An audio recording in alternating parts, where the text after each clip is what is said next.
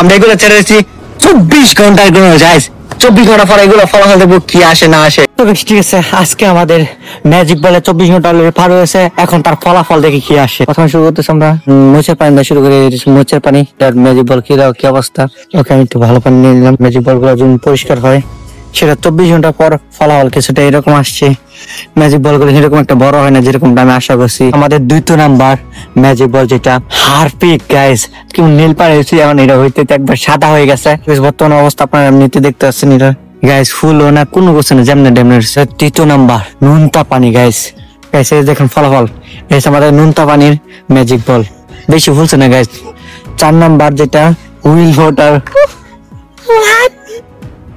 ওকে guys, wheel ওয়াটারের magic ball মোটামুটি এটা ভালো হচ্ছে। আমাদের লাস্ট সেটা সাদা পানিতে যে ম্যাজিক বল গুলা, পানিটা এই যে দেখেন ম্যাজিক বল সাদা পানিটা ভাই ঠিক মতন হয়েছে না। ঠিক আছে, ফলাফল আমাদের 24 ঘন্টার মধ্যে সার্ভেট করছে মুছে পানি, এটা ফাঁস হয়েছে। এখন আমাদের 24 ঘন্টা ফলাফল তো মোটামুটি দেখলেন আপনারা। 4টার ভিতরে নর্মাল পানি আছে, ঠিক আছে। নর্মাল পানি থেকে এগুলো 7 দিনের জন্য ছেড়ে দেবো, তারপরে এগুলো ফলাফল করে দেখবো। এর জন্য সাবস্ক্রাইব করে রাখুন। দেখা যাচ্ছে আবার 7 দিন পরে ফলাফল নিয়ে।